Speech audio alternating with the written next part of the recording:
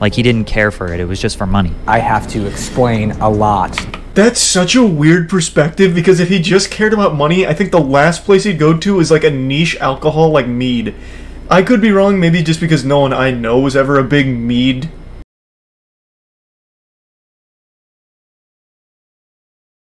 Common that child stars struggle adapting to a more normal life after television fame, mostly because of the pressure enforced on them at such a young age, plus all their flaws, successes, and failures are publicized to millions of people. Man, the Amanda Bynes one was the wildest one to me, because I remember when I was a kid in the movie She's the Man came out, I think it was, and she did an interview, and she was asked the question, how did you avoid the pitfalls that other child actors fall into with like drugs and all of that? She's like, I just always thought I didn't need them. I was always just never interested. And I swear to God, not even like 5 months after that interview is when she shaved her head and like went on a police chase or whatever the fuck happened. And then from there, it just got real ugly real quick. Things just got too crazy. And I just felt like, damn, she lied to me. We know that Disney actors are often overworked, develop emotional trauma, and have a hard time getting away from the label of child star. Even at a young age, the twins realized this and started their master plan to capitalize on the rewards of being a Disney star, only to escape and leave their past behind them forever. Yeah, from what I understand, they've done well. Like, Dylan and Cole Sprouse are the 30-year-old twins, mostly known for their 2 major hit Disney TV shows, The Sweet Life of Zack and Cody, and the sequel, Sweet Life on Deck. But before they did that, they had some other pretty major accomplishments. They starred as Julian in Big Daddy. They played Ross's son on Friends, voice acting in 8 Crazy Nights, as well as a ton of different TV roles and direct-to-video films. Not only were the 2 adorable and talented actors, but being identical twins gave them an advantage. It allowed Hollywood producers to cast them as the same person. Child labor laws prevent actors under 18 from being overworked. When Cole was done shooting a scene, Dylan would step in to do the other. Oh, that's and they would trade off. Up. The producers were able to get double the work out of essentially what a one loophole. kid. 2005, The Sweet Life of Zack and Cody. Danny Callis, who ended up writing the show, always dreamed of doing his version of Eloise at the Plaza, which was a family film about a sweet but mischievous 6-year-old who lives in the Plaza Hotel in New York City. He actually wrote the idea of the show 2 times and tried to sell it to different networks. When he approached the Disney Channel, they actually said to him, "Here's 2 twins. What can you build around them?" He wrote the idea for The Sweet Life for the 3rd time, and it got picked up. The Sweet Life of Zack and Cody was about 2 twin boys who live at the 5-star Tipton Hotel because their mother was an employed singer who performed in the lounge multiple times per week. The boys had amazing chemistry together because they were 1, actually brothers, and 2, had been working since before they had conscious thoughts. The show also followed the hotel owner's daughter, London Tipton, played by Brenda Song, who was a new parody show, character of Paris Hilton. She was scatterbrained, rich, and solely focused on boys and fashion, as well as the candy counter employee, Maddie, who was hardworking and intelligent. One thing I gotta give the show mild props for is that they reversed the nerdy, smart Asian and dumb blonde stereotypes. Mr. Mosby was the nervous hotel manager who would often try to ruin Zack and Cody's fun. He was like a father figure to them as well. When The Sweet Life aired in 2005, it was the most successful premiere in Disney Channel history. You have girlfriends? God, with Ellen. No, we are single men. Disney knew they needed to keep them around longer, so they came up with a sequel in 2008. God, I will always hate Before like they the started the new show, they had a gap year. So Dylan and Cole actually got jobs at a comic book store called Meltdown in LA. Most of what they did was packaging, putting the comic books in the little sleeves. But their father always taught them that they can't get wrapped up in celebrity status. The 16-year-olds were kids just like everybody else, and that they needed some balance in their life. The boys picked up hobbies. Cole started his journey into photography, and Dylan got into drinking alcohol, which would be his next passion. But filming was about to start again, and it was time for them to quit the comic book store. The Sweet Life on Deck airs in 2008 to over 5 million viewers. Now they were on the SS Tipton, which was a cruise ship that they lived on, which created tons of new opportunity for them to get in trouble. None of the characters developed much over time. Cody stayed the soft, innocent dork, and Zack stayed the selfish jock. But we were growing up with them. We even watched Cody have to deal with his voice cracking, and the boys looking for their first armpit hairs. They were like the little brothers we always wanted. The 2 shows ran from 2005 to 2011, 168 episodes plus a movie. This was technically the longest running live-action show if you combine them. Fans loved the sequel. Some people even thought it was better than the original. I personally think the original was better, but we can fight it out in the comments. They came up with an idea where they graduate high school, move off the ship, and go back to Boston. In their downtime at college, they would meet a single dad with a child at the hotel. Zack and Cody would kind of raise the boy up like a little brother, showing him all the crazy stuff in the hotel, leading him into wacky situations. Aww. The final season could have been the perfect way to transition into a whole new show based around the young boy. Cole said that the goal of this was to transition them out of the show. That way the cast and crew didn't have to lose their jobs that they had for the past 6 years. That's so Disney nice. executives laughed in their faces for the idea they came up with, which led to a 5-year hiatus in acting. God, that's the most Disney shit ever. Disney is the most joyless company on earth. Disney's like the Nestle of entertainment. That is genuinely like the most Disney response. Such a wholesome conclusion from the people who made the show popular. They just get laughed at for wanting it to be a wholesome ending. See a photo of Dylan Sprouse working as a host in a New York City restaurant just 2 years after the Disney Channel, which led to multiple assumptions that he was broke. But when you see a picture of a guy who has made, presumably, and I'm making a presumption here, a lot of money off of a television series and that he's working in a restaurant, wouldn't that be a reasonable conclusion? I mean, I definitely think that that's in mind. Although it is negative, it's just a negative way to think for the most part. People can work jobs like that for experience. I think that's a super cool thing to do. Kind of the way I targeted like it. If I didn't know anything about the Sprouse twins, I would have assumed the same thing. But what you will notice in the rest of this video is that the boys, mostly Dylan, have done a lot to escape their previous lives. They both got accepted to New York University and decided to dorm with everyone else and go to college full time. Dylan was majoring in video game design and was something of a video game addict. What? Cole was an archaeology student, majoring in geographical information systems. Does he do anything with games He traveled now? all over the world through their program and even made a big discovery. Cole unearthed a mask of Dionysius in Bulgaria. They both were quite literally just normal college kids from 2011 to 2014, focused on their studies and working side jobs in their free time. This type of normality most definitely prevented them from ending up like countless other child celebrities. Child stars face a lot of pressure to immediately get an adult acting role or start a music career. Whatever it is, if they don't outdo Disney or Nickelodeon, it seems like a step down because they have millions of fans that want them to still be their 13-year-old selves. But when you get into your 20s, Smash commentating for a bit. The pressure ends up eating them alive and they make mistakes. Then it's highly publicized, which compounds the initial problem. So instead of going down the dark Hollywood path, the twins did the exact opposite. Let's fully step away from this. We can't be compared to our old roles if we aren't doing anything at all. Oh, I get it, Selena. Too good to follow your old pals, Dylan and Cole, huh? This is just like when we were 12. Cole started an Instagram page called Camera Duels, where he would post pictures of people that were trying to secretly take pictures of him, accompanied with comically long captions of him critiquing their strategies. The only scandals or controversies they got in were pretty mild. Dylan took lewd pictures of himself that leaked. Because of this, he gained hundreds of thousands of followers, so it kind of helped him. Then Cole started a Tumblr social experiment that legitimately made some of his fans turn on him, where he pretended to be himself in order to get fans to engage with him. While they were engaging, he was writing deep and philosophical paragraphs on why their perception of him is flawed. Then after 1 month, he deleted his account, told everyone it was a social experiment, and basically made fun of them for idolizing him and engaging. Kind of a douchey move. Like I said before, Cole and Dylan are a lot like Cody and Zack.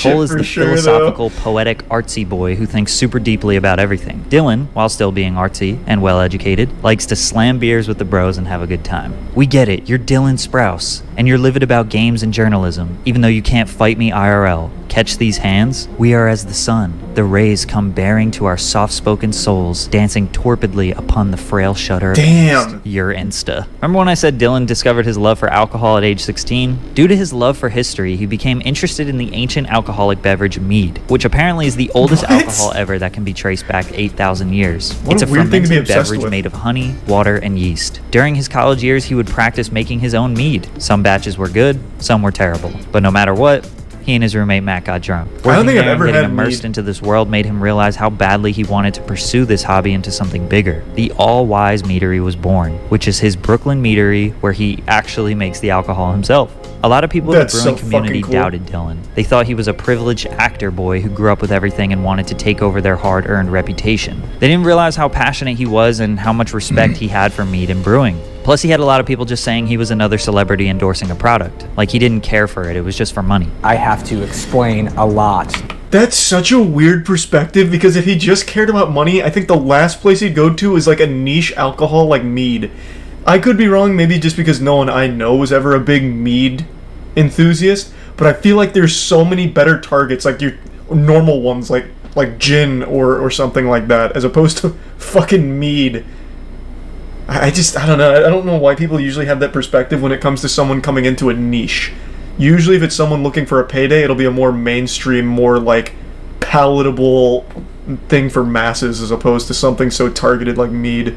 That I'm actually brewing it, right? I have to explain a lot that these are my recipes. Yeah, exactly, like NFTs or some shit. To people that this is my business and I'm here every day I can be. That comes as a surprise to a lot of people. It's kind of wild to see someone go for a much more humble job serving the local community rather than chasing Hollywood fame. Cole, on the other hand, was pursuing his photography career, not so much for money, but rather the art. One day he asked Traveler magazine if he could work on a piece for them. They said yes, but not for money, since they had no idea he did anything outside of the Disney Channel. So Cole took a 3-day train journey from the West Coast to the East Coast and documented the process. They ended up publishing his article digitally. While this isn't some massive success story, it just shows the boys were trying to broaden their horizons with the luxury of not needing big paychecks. But Cole would ultimately get back into acting. In 2017, he got a consistent role on the wildly successful teen drama show Riverdale, which has been running for 7 seasons, as well as lead roles in the movies 5 Feet Apart and Moonshot. I definitely see Cole pursuing more large acting gigs in his career. Dylan did also get back into acting in 2017. His team suggested that he shoot for lead roles in big projects like his brother, but he prefers small indie films and wanted to participate on good projects regardless of the character size or depth. Dylan still spends a lot of his time focusing on video games. He's extremely immersed in Dungeons & Dragons and offers his help with indie game developers. He even recently released his own comic book called Sun Eater. My brother and I used to get quite a bit of, "Oh, you made it out. Oh, you're unscathed." Has anyone read Sun Eater? Is it good? That's a really cool title. W Brothers? No, this is like straight W. That's so fucking cool. Oh, the young women on the channel we were on were so heavily sexualized from such an earlier age than my brother and I that there's absolutely no way that we could compare our experiences. Cole has been vehemently against child stars getting criticized for their downward spirals, because there are mostly women being targeted and the public doesn't seem to understand the difficulty of being a child star or what goes on behind the scenes. Dylan and Cole actually started getting into acting because their family needed money, so they put their 1-year-olds to work. This sounds like a recipe for disaster, but it seems as if their parents instilled the right values in them to maintain balance as a celebrity. Some people believe Disney exhausts and overworks children for our entertainment. Cole says that they didn't suffer as much trauma since they were boys, which could be very true. I also believe that stepping away from the spotlight and pursuing something normal was the key to them maintaining their sanity and integrity. Although they look back on their past fondly and came out unscathed, we will never get a Sweet Life of Zack and Cody reboot. I'm asked all the time if Dylan and I are going to do a Sweet Life reboot, and I go, no, absolutely not. Honestly, confidently, no. Damn. No, I don't think that we will. If only Disney didn't reject their conclusion, that would have been so sweet. I always appreciate when a long-running show gets a proper send-off. Ed Nettie still has probably one of my favorites. Ed Nettie came back for that like special and just had a beautiful conclusion to wrap it all up, so it has a really nice thing. Even Hey Arnold, to a lesser degree, with the Jungle movie, I wasn't as happy with that one because I thought it was a bit of a fumbled bag, but I just like the attempt to wrap it all up for the fans. I think that's always great. But Disney being the soulless evil megacorp shutting it down sounds about par for the course.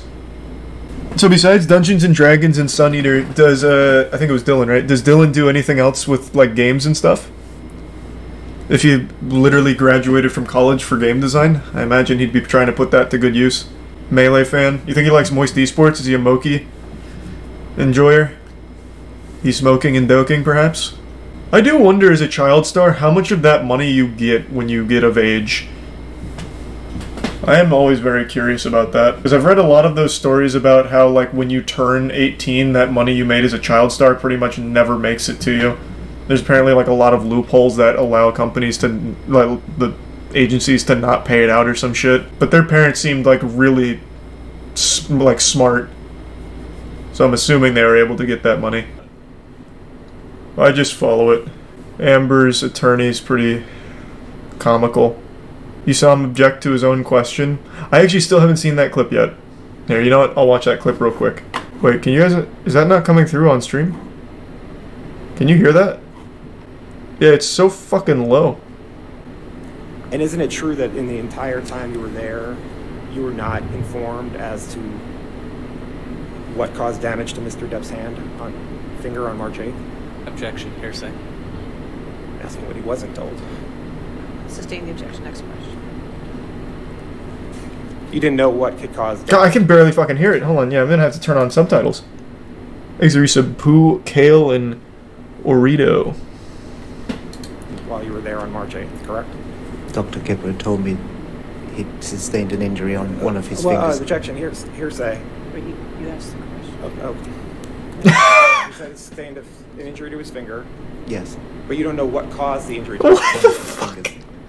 But you don't know you don't know how his finger was injured, correct? I don't think anybody mentioned it. This guy's just like a android that's poorly programmed. Sorry, I'll allow it. Next question. The hearsay bandit. Yeah, I guess so. There's no way that's like a real attorney, right? This has got to be some kind of like publicity stunt or something. I just can't believe it, man. This guy is so far from what I would expect a high-profile, like top-dollar attorney to be. Maybe no one wanted to represent her. I'm pretty sure any lawyer will take a big payday. Because win or lose, it doesn't really matter in the position, unless you really care about your like record and rep. But for a payday like this, I think you just throw it to the wind. Amber's gonna win though? I don't see how. The overwhelming proof of both defamation as well as her being the abuser is staggering. Amber and her cross-examination would need like a ton of evidence to prove contrary. I don't know how she'd win. But I'm not a lawyer, and she did win the case in the UK, so anything's possible, I guess. Shit's just been crazy. I just said thank you 50,000 times. Don't believe me? Why don't you play that back at 0.00001 speed? Thank you truly though for 50k subs. It's pretty awesome. That's big. Congrats, Gunner. Against the entire population of Atlantic City, New Jersey. Gunner's they had that killing one coming. But if you guys want to win the war, we're gonna need to pump up those numbers. So be sure to subscribe to officially join the Gunner TV draft. And Nikki. Against the state of New Jersey. Content houses. The lucrative business model of the 21st century that promises aspiring teenage influencers fame and success with just one trade-off. You have to live in a giant fucking mansion and make TikToks. At least that's what it looks like on the surface. Silly spoiled children and your silly spoiled dreams. I'm a grown-up that has to worry about grown-up things. Like setting up the Wi-Fi.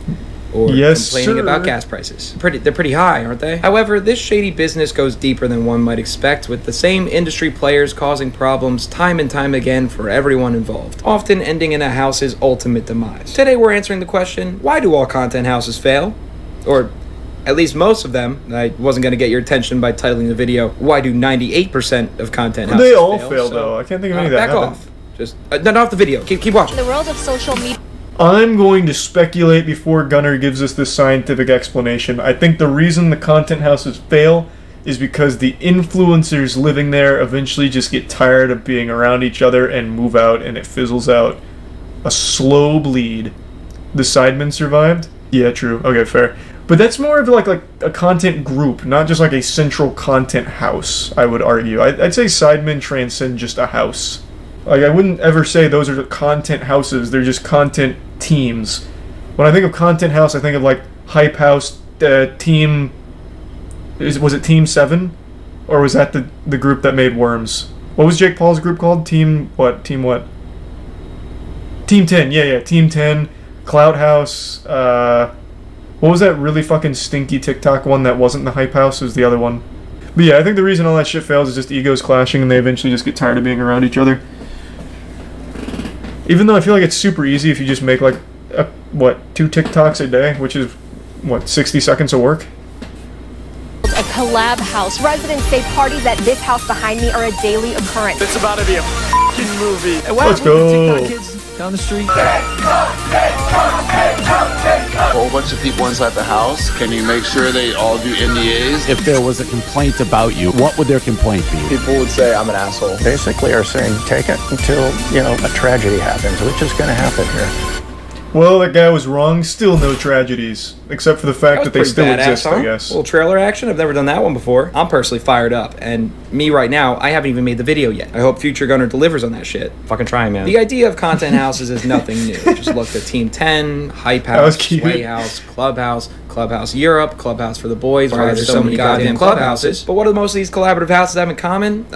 They don't exist anymore. Except for whatever Frankenstein combination of 15-year-olds they try to insert to make make the Hype House stay relevant, the rest have all but vanished. Hell, Clubhouse is just straight up a porn website now. While the concept seems to do a good job at launching people's solo online careers, it equally does a good job of burning to the ground whatever collective house brand name they've come up with. The Sway House, unfortunately, launched and still tries to sell Sway pre-workout products as if the house is still running. Boys, I hate to break it to you, but I don't think people are going to buy from a brand that's based on you guys living together when you guys don't live together. Also, your fan base are little girls. They're definitely still buying. Energy bars sheesh, so maybe it was always due. Here. So today we're going to be taking a look at the untold, now told story of the Drip Crib, a content house you probably never and ever wanted to hear about. I sat down with one of its original members, Tyler Pauly, an ex-TikToker, because that's apparently a profession we can retire from now. And he was willing to talk about his experience in the house and the mismanagement that he witnessed firsthand living there. For the purposes of this video, I'll often be clipping in moments from this interview to give context to issues I'll be talking about. If you want to watch the full interview, it'll be in my Patreon, link in bio for all member tiers. It's actually very interesting. We go way more in depth than we even do in this video, and Tyler does a tell-all, so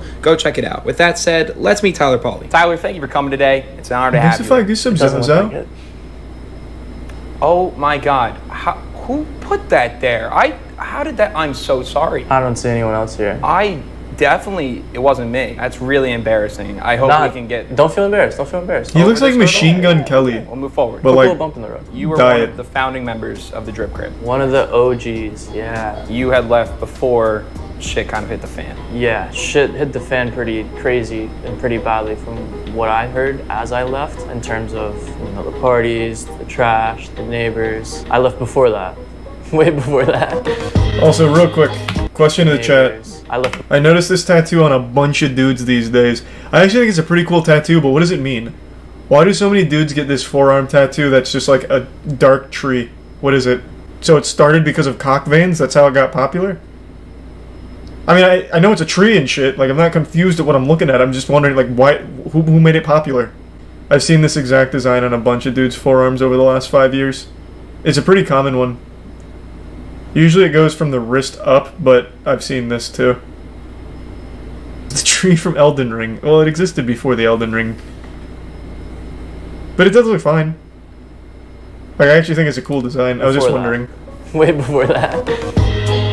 Thanks for some Brian, Big Toe, Mac, and Skylar, and Puminator, Monkey, One thing that and might Jello. seem immediately obvious, but is a huge cause for concern, is that most of the people living in these houses are either teenagers or in their young 20s. For most of them, this is the first time they're living without their parents in a frat house-like environment, minus the college schedule to keep them on track. There's no one telling kids, like, yeah, there's like ground rules, but my household raised me differently from others' households. So it's like, it's a huge equation for disaster, because it's just a bunch of us young, reckless kids living in a nice house, doing all this cool shit. You made it to LA, kid. Cool. This is your moment. It's time to shine.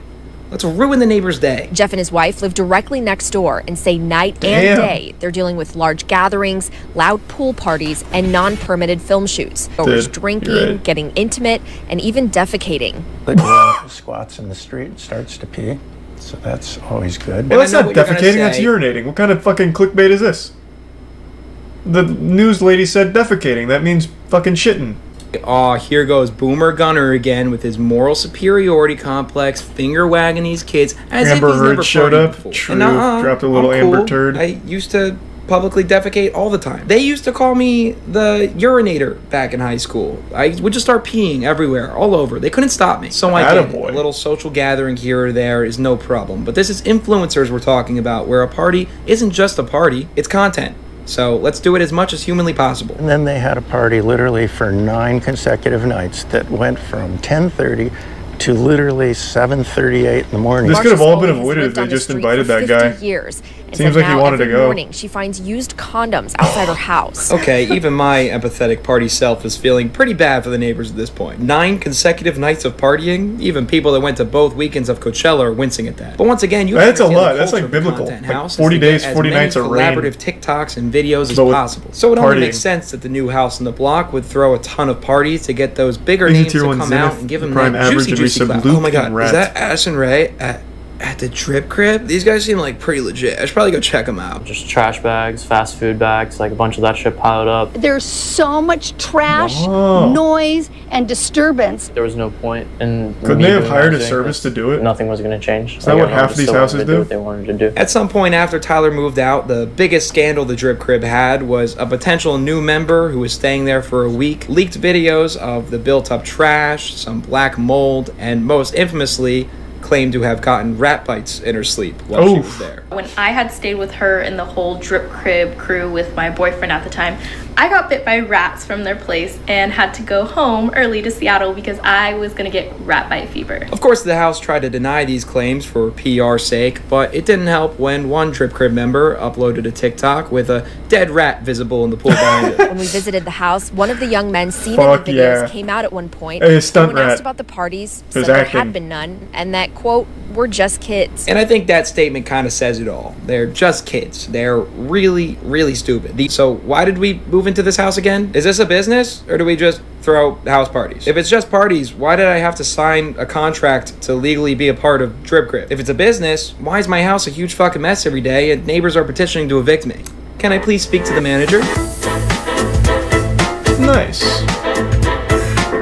When talking about these houses, it's important to understand the structure behind them, and they usually have the following entities. You have the actual homeowner and the rental management company that represents them, and then you also have the influencers and the content house manager that represents them. For the Hype House, this is Thomas Petro. For the Clubhouse, this was Daisy Keach. And for the Drip Crib, this was a guy named Devion Young. The sole biggest thing that can bring down a content house is having the wrong person in this position. And oh boy, is Devion Young a case study on being a bad pick. For example, we know that PR is one of the most important jobs this role needs to handle well, especially with a collective of rowdy influencers. So let's see how Devion addressed and responded to those news stories about their neighborhood trying to get them no doubt. The neighbor situation. We have a whole bunch of Karens and racist neighbors. They have threatened us with violence, which is on you know, online. The videos are out there. They threatened to Can I see one? Racist comments. They verbally assaulted us and they physically assaulted us. They've even sprayed water from a water hose at us. So you guys need to do your homework before you guys believe stuff that random people say on the internet. Right, okay, so interesting strategy here. Take his word for it. A random person on the internet. Flip it and blame the neighbors for being mad at you about the continuous parties and actually claim that they physically assaulted you. You know how I can tell he's lying and his neighbors didn't actually assault him is that, remember, this is what they looked like. They're all over 70. If Grandpa and Grandma here were to attack you, you could end their life with a single karate chop. They even You don't know that. Hold on a second. Let's not be selling Jeff Oken short here. That guy looks like he's seen the birth of the universe. This guy's been around the block. That man could throw some lunchbox hands, no doubt in my goddamn mind. He actually reminds me of my neighbor back when I was a kid. When I was a child, my parents had these neighbors that were fucking crazy. They always dressed in pure white, and they'd go outside in like a white mask and everything to get their mail in the mailbox, and they would only ever leave their house via taxi in the early mornings and come back at the late nights. But it was fucking cool. They looked pretty much like that guy. So that's pretty, it might even be this guy, so that's pretty nostalgic. KKK? No, it wasn't like white hoods. Like, when I say mask, I mean like a half mask, like what people wore, like still wear out in public. That's what they would wear over their face. Like for dust or something, because they'd sweep their driveway really often. Yeah, they're fucking wild. That's a cult. It might have been part of a cult, I couldn't tell you, but it looked pretty much just like that. They even sprayed water at you from a hose? Oh no. Oh, wow. Oh, that's so terribly violent. I wonder what that looked like. Sometimes they spray us with water.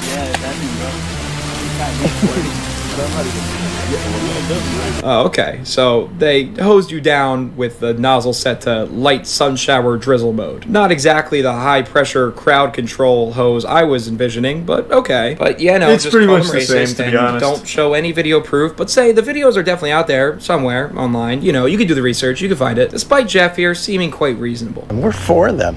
We want them to get sponsors and make gazillions of dollars, but we're not for them, doing it at everybody's expense. So who is Devian? What a nice What's his guy. background, and how can we learn from him what a house manager shouldn't be? From what I can gather from his Instagram, he's a hybrid club promoter, music artist, wannabe fitness model, has an OnlyFans, and on top of all that is the owner of Drip Crib. Respect the Drip Crib and the CEO of it. And for someone managing a social media content house, he's not very good at social media. All of his pictures are blurry, he's got Snapchat filters on them. He's got this weird post from Thanksgiving where he's offering himself as a boyfriend for rent. The diamond package is only $1,500. He'll come for the whole night, wear an elite fit, and even kiss your forehead. If I had the money, I would have bought that. Think about the parents. What a good the deal. kids What the fuck? Is he still offering that even outside of Thanksgiving? They're probably like, yo, there's no way this is who's running this. Definitely like out of the ordinary. It's not your average social media like manager page look. And hey, albeit from me or Tyler to judge R14? anyone who's not that adept at social media, but he's running a goddamn social media content house, so it's a little strange. Outside of that, from what Tyler tells me, Devion was a management nightmare for the house from the very beginning. You had mentioned before that the house was supposed to be ready at a certain date, and it just wasn't, right? Yeah, so he was like, you need to be here by this date for the house. Me and my best friend drove in a Honda Civic, like a two-door Honda Civic with a 5x8 U-Haul behind us with both of our bedrooms packed into it. Across the country, last minute notice to make this happen, to be there by this date. We get there and he's like, yeah, the house isn't gonna be ready for like another month. So he slaps us in Studio City, 1 bedroom, 1 bath, 5 of us in there. And then we all shared this bathroom for an entire month. It's never a great sign to be having major house issues before moving into your physical house, so this raised a bit of a red flag for Tyler. Why am I trusting this manager on anything going forward with this big of a screw up already? He did like, you're gonna pay $2K a month to be a part of this house, and that covers your rent, and within all of that, it's gonna cover PR services, it's gonna cover what? brand deals. Like, it was just supposed to be like an all-inclusive payment for What do you need as a TikToker for a PR service? On TikTok, you don't even have to like apologize. You just keep posting shit and people will just forget. That's like the least important position imaginable, I think. Devion was squeezing them. Yeah, we were big butthurt. Hear that out loud again. They all already spent $2,000 on the assumption that they were going to be getting their own rooms just to show up, have Devion take the master suite, and put the rest of them in shared rooms and closets. This is a good first example of how managers try to lock influencers into contracts with no promise of delivery. PR, all that crazy stuff. What was the delivery on the brand deals? Nothing. Hey, so you weren't happy? What? I didn't make $1 from him. Man, what the fuck? $8,000 or so that I sent to him for rent, down the drain. I kind of cracked down on Devion and I had a conversation with him and I was like, yo, like if you can't do a simple like task of bringing me a couple $100s worth of a brand deal in this month, I was like, I'm not going to be able to pay you rent for next month. And he literally looks at me, eye contact, he's like, I don't know what to tell you. And I was like, all right. So put yourself in Tyler's Gucci flip-flops for a second. You rushed out to LA just to share a... Damn.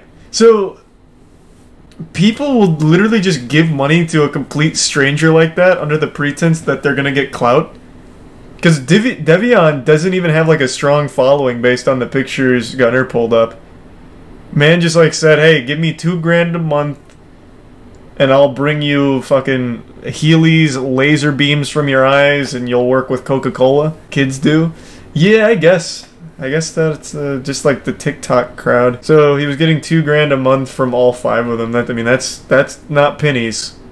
Studio apartment with 5 guys you just met, and now you're getting fucked over with expensive rent just he didn't to buy not the have or your he own rented room, the mansion, and no obviously. brand deals to even pay for it. The contract said you'd be provided brand deals, but it didn't stipulate just how many Devion actually had to secure. However, I would have hoped that number would be higher than 0. To be fair to Devion, he did get the boys into a Blueface NLE music video. Oh, you can see really? Tyler doing his little dancey dance back there. But this wasn't a paid deal and was the only thing that Tyler got out of his manager for the entire 4 months they worked together. Tyler firmly believes that Devion put the whole house together in the first place to have them help promote his music career and other endeavors, and not so much caring about the brand deals, which by the way is totally okay. Just don't make them all sign contracts promising to be anything more than a roommate that just happens to be responsible for collecting rent. However, let's see, did that strategy work? So he got some money, but did he suckle from the coveted titty of clout? What was his name?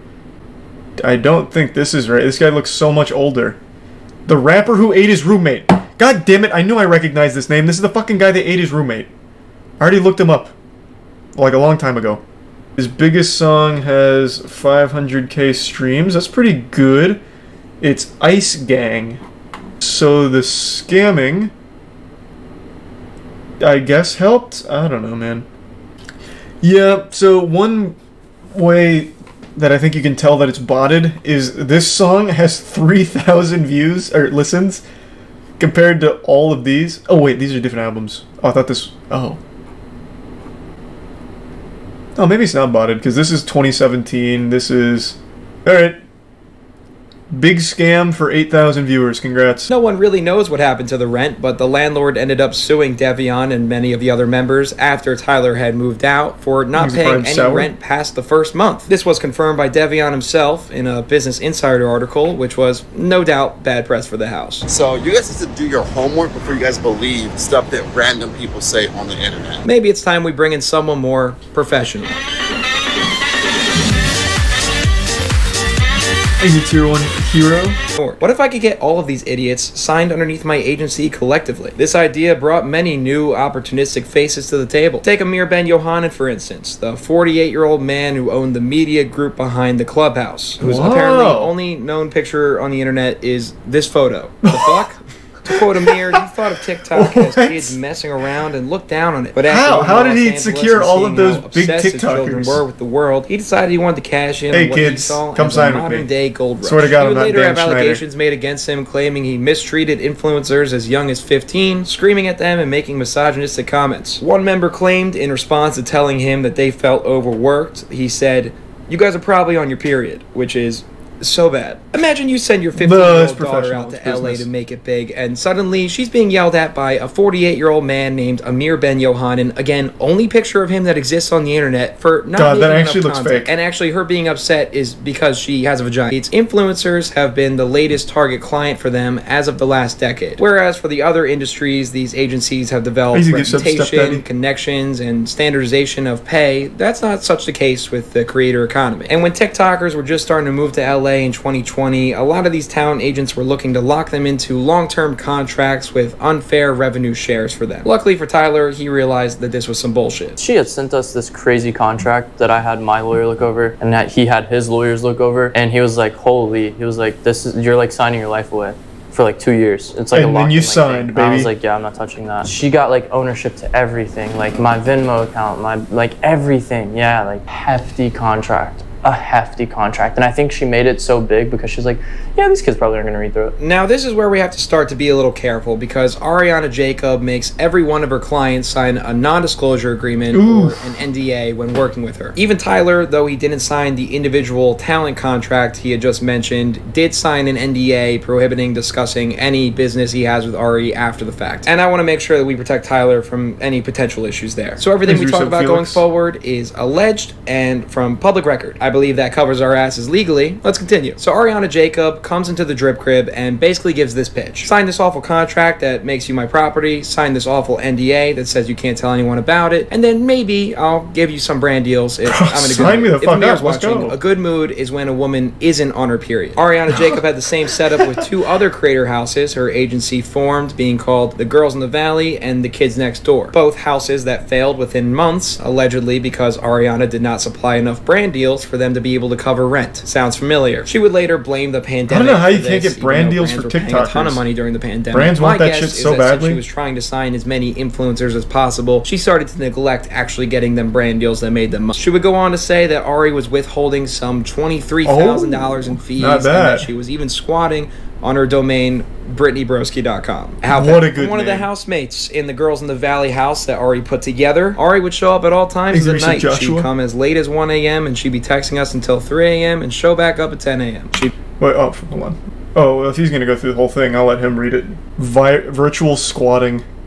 Yeah, it's a very common thing. People snatch up domains just so that way, like, when a company or business might need it, they have to pay that person for it.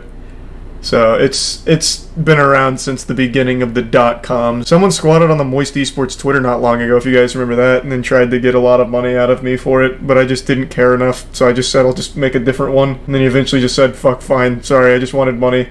I'm a college student. And I was like, that's fine, bro, here's $100. So now we have the official Moisty Esports one. When the house ended, the girls did this to the walls on their way out, which... Let me take a peek. Oh, that definitely violates their NDA. That was probably like rule number 1 of the NDA. You can't say anything mean about Ari. Come on now. And who is this? That's not Ari. She doesn't look like that. Grow up. That definitely says science, right? If science speaks louder than words, I'm the most deafening noise you've heard. Silence! Oh! God. Alright, let's ride. Volume to the attitude they had towards her at the time. And then even Davion Young's relationship with her was tainted pretty quickly. He said she manipulates you. It's a nightmare, alleging that she had also leaked nude images of him to business partners. Now, Ariana Jacob blames this article for the fall of her business and losing all 85 of her clients. She denies damn near every claim made in the article, going as far as to sue the New York Times for $6.2 million. Damn, she sounds miserable. Lawsuit. I'll read a quick excerpt from the complaint filed by Ari's legal team. Given her success, innovation, and impeccable timing, it is not at all surprising that some might envy Miss Jacob for her success and innovation. Yes, cancel culture sucks. Rise above it. Ariana, you lost all 85 of your clients. Do you think maybe the problem might be internal? That no one stuck with you or spoke up against this article's publication? But no, just ignore that. Maybe Tucker Carlson can help you win that fight against those liberal cucks at the New York Times while you figure that one out. She did have a lot of kindness to distribute. So why do all content houses fail? Well, it simply comes down to poor picks of management at the house and agency level. Look, I contemplated putting a big section together with my prescriptions on the different content house models and how a manager could optimally put a house together, making it proper. Real quick, is Tucker Carlson the guy that just made that video about dudes' testicles being tanned, making you more of a man? But it just ended up basically being porn? It is? That was him? That was fake? Was it fake? I don't know a whole lot about it. It may very well have been fake. But I saw like the trailer for it. They just had like a bunch of naked dudes tanning their nuts. There was one where I'm pretty sure the guy's legs were like over his head with his nuts towards the sun or something. It was crazy. It was real? I don't know. Again, I don't know too much about it. I just saw the like little clips. Well, Tyler, it was great to have you. Thanks for coming on. Really appreciate it. I do have one more thing for you. I need you to sign this NDA. Just your standard NDA. What? There's nothing crazy? Just, you know, that we can use your image and likeness. Thanks you can never talk shit about me legally. Okay. That a man named Esteban from Mexico City can also legally snap your kneecaps if you say my name even once. Sign right there. Yep, great. That's perfect. Hollywood, baby. No, we'll just photocopy it. It looks like a pretty hefty NDA. I mean, I don't really have time to look through this shit anyways. No, yeah, of course. Influencers don't. Huge shout out to Tyler Pauly for helping out with this video. That was nice of him to do that, though, for sure. That he didn't have to, so please go show him some support at Tyler Pauly on Instagram. I'm sure he'd appreciate it. Once again, for the full, much longer interview with Tyler, it'll be posted to my Patreon for all member tiers to watch. At the time of this video's release, if it's not up now, it will be very shortly. Subscribe and follow me at Gunner Klein on Instagram to apply to join my content house called The Gunner House. And no, I'm not open to changing the name. Another banger. Good shit, Gunner. Yeah, Gunner's been blowing up. What's up, you pussies? You played Dungeons and Dragons? I almost fucking fell. That was, I missed that. That was really scary. Elon Musk says he wants to buy Coca-Cola and promises to put cocaine back in it. That was the funniest tweet. He is joking. Aw. But it'd be fucking wild if he wasn't. I really do wonder what that would have tasted like with cocaine. Prince. Yeah, but, well, true. You probably would feel it. It's like, all of a sudden that caffeine hits you way faster than you thought. True. Thanks for your sub caps lock. You said he was joking about Twitter too? That is a good point. I still can't believe that. Ever seen the Mad Cat Lady?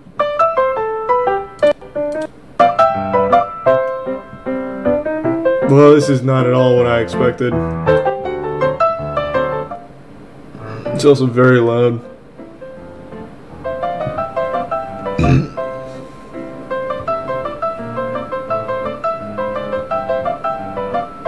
I don't really know what's happening. Do I know about the Whitakers? Yep, the most inbred family in America. Oh, West Virginia. Oh no. Actually, I don't even know if I can watch this on stream. I don't know, but I'm sure there might be something a little too intense. Oh, do they have their own television show? It's just a very inbred family shopping? They do like vlogs? This is just sad. Oh wait, Southway Underwood is its own channel, I think. You mean her? That was stepdaughter.